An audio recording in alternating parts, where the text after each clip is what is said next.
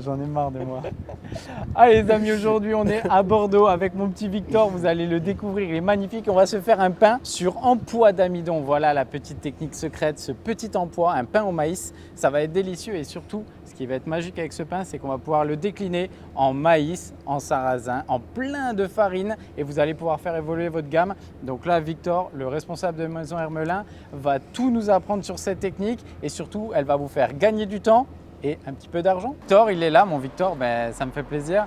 Déjà, il m'a invité pour me présenter cette magnifique recette. Et pourquoi? Parce que c'est un ancien élève à moi, voilà, qui a démarré au lycée, en CAP, il y a combien d'années maintenant? 2014. 2014, ouais. C'est beau. Il y a un bon moment.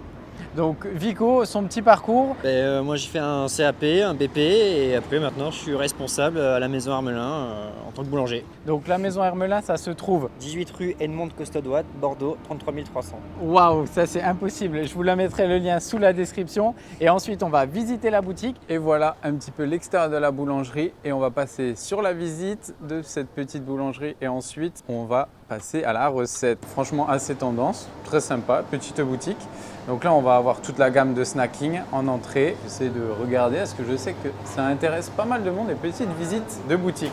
Petite pizza. On a la gamme un petit peu pâtissière. Donc voilà, des petits crumbles, les flancs, moelleux le chocolat, macarons. Franchement, propre, efficace. Le pain d'épices du Seigneur. Alors voilà, ce qu'on peut voir là quand on regarde comme ça, ce qui est magnifique dans ce type de boutique, c'est vraiment le fait d'avoir de la couleur, bien rangé de la couleur. Et ça, c'est magnifique, c'est ce qu'on apprend à l'école et c'est ce qui marche. Et au niveau de la gamme de pain, petit norvégien, pain de seigle, corazan, petit danois, pain à la châtaigne. Et alors, on va voir la fabrication du pain au maïs, magnifique. Et cette fameuse empois d'amidon va pouvoir servir pour le danois, pour la châtaigne, pour le norvégien, pour tout un tas de produits. C'est ça qui est magnifique. Petite trad, céréales, petite épeautre, tour de campagne, pain aux figues, pain aux noix, brioche et toute la partie viennoiserie, magnifique, obligatoirement. Et bien sûr, tout ce qu'on vient de voir est fait maison 100% artisanal, les amis. C'est ça qui est beau. Et les vendeuses se cachent. Allez, on passe à la recette. C'est parti, les amis. Let's go!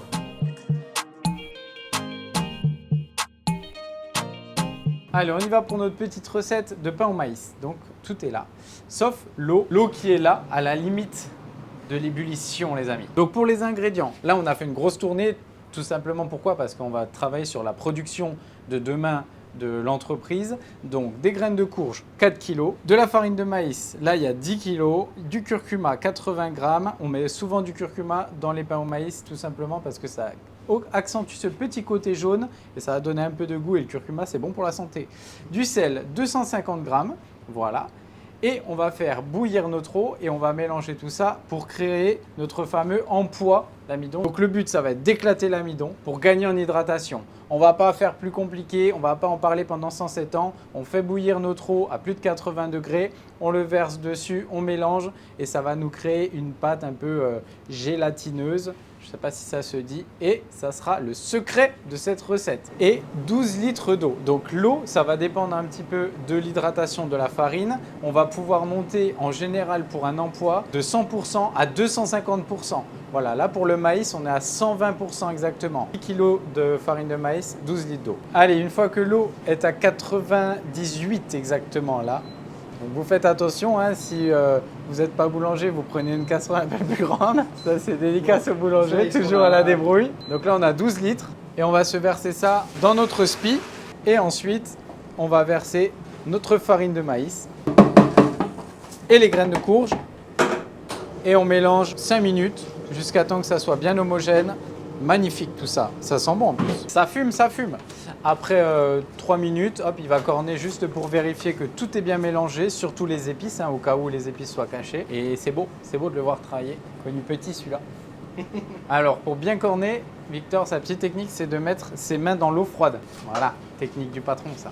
Là c'est bon, donc ça fait 5 minutes. Hop, c'est gélatinisé. Je sais pas si c'est comme ça que ça se dit.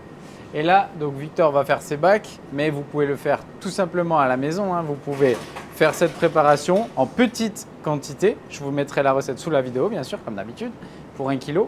Et ensuite, tu vas débaquer. Voilà, on réserve de côté, on va le laisser refroidir gentiment et ensuite, je vous explique comment ça va se passer. Allez, quand c'est refroidi, on va placer un petit film guitare, un papier dessus pour pas que ça croûte, hein, tout simplement, comme d'habitude en boulangerie. On appuie bien.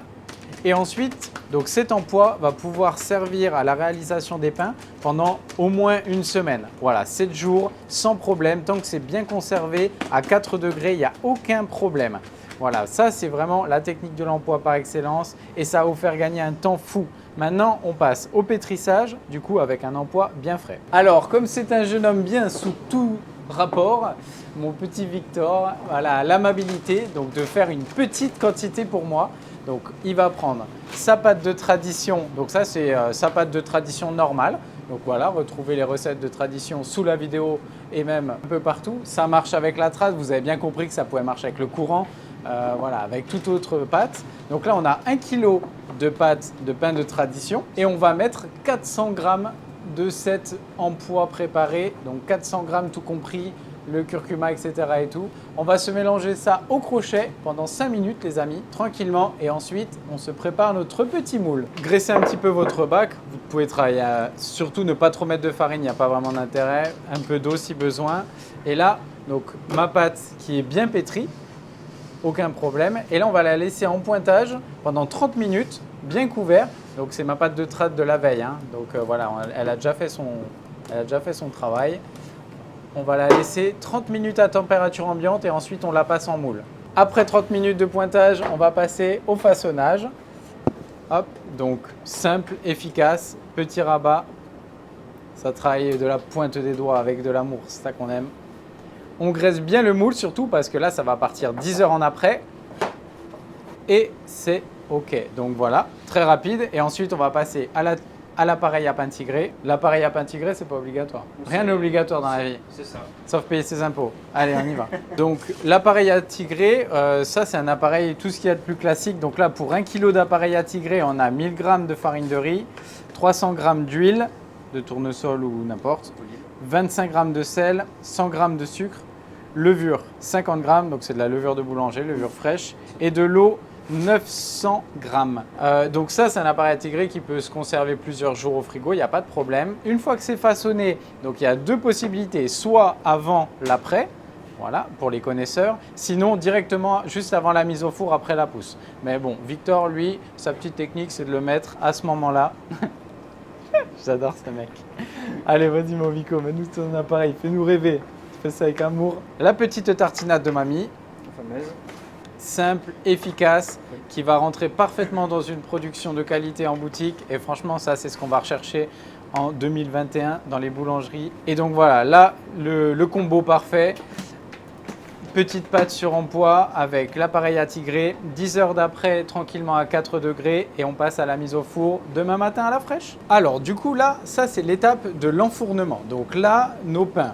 Donc on a notre pâte, notre appareil tigré et ces pains-là, ils ont été faits et ça fait 10 heures, environ 10-12 heures qui sont au froid à 4 degrés en après. Donc une pousse lente en moule et là on va les passer au four. Donc là on va partir sur une cuisson à 230 degrés pendant 45 minutes. Ensuite on va ajuster si besoin comme d'habitude. Donc là on a des pièces qui font 1,4 kg. C'est ça. 1,4 kg avec le petit appareil tigré du Seigneur et là ça va être magnifique, surtout des bonnes cuissons et on verra comment ajuster la cuisson en fin de température grâce au thermomètre. Allez, on met ça au four et on va voir le résultat.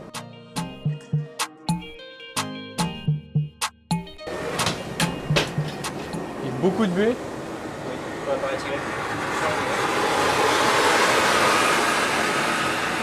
Et on sature en buée, beaucoup de buée et on va voir le résultat. Allez, au bout de 45 minutes, du coup, on enlève bien les moules. Ça, c'est une petite technique secrète pour bien avoir une cuisson parce que là, c'est encore un peu molichon. Hop, molichon, je ne sais pas si ça existe dans le dictionnaire. Et ensuite, on va le laisser combien de temps?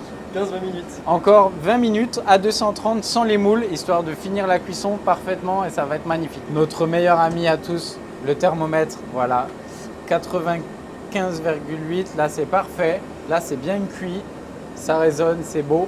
Et là, non, allez, Dans 20-30 minutes, on va se découper une petite tranche par curiosité et se goûter ça, ça va être magnifique. Allez, après une bonne période de recevage, donc là, ça, c'est des pains qui vont se garder au magasin 1 à 2 jours sans problème. Donc, c'est des pains qui sont généralement vendus à la coupe. Hein. Vous demandez aux clients et vous pesez et vous vendez au poids. Donc, ça, c'est pas un souci. Et là, on va se déguster ça. Donc là, il a été cuit aujourd'hui. Mais le mieux, c'est même encore en fin de journée, voire le lendemain. Pour moi, c'est encore mieux. Allez, on s'ouvre ça.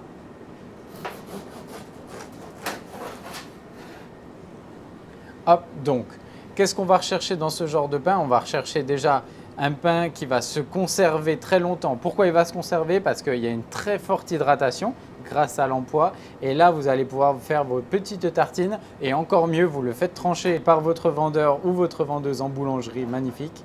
Hop, vous le faites trancher et vous le stockez. Vous pouvez même le sortir au matin tranquillement. Vous le passez au grille-pain et ça va être vraiment délicieux. Ça, c'est magnifique.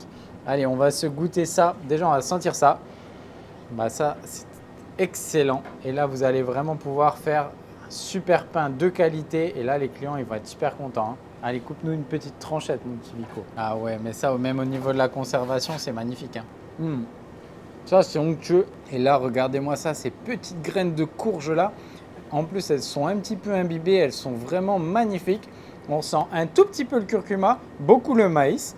Et là, franchement, c'est un pain gâteau, quoi. Ça, c'est les pains aliments, c'est magnifique. Je regoute au cas où pour voir si c'est bon. Vraiment bon. Franchement, c'est putain de bon. Bon, voilà, franchement, les amis, cette vidéo, j'espère qu'elle vous a plu. Merci beaucoup à mon petit Vico qui est là. Voilà, il a grandi depuis ses 15 ans. Et j'espère que vous pourrez faire cette recette chez vous ou en entreprise pour gagner du temps. Et franchement, proposer à vos clients un produit magnifique. Merci beaucoup à la Maison Hermelin qui m'a accueilli de grand cœur. Je ne sais pas si ça se dit, mais c'est beau.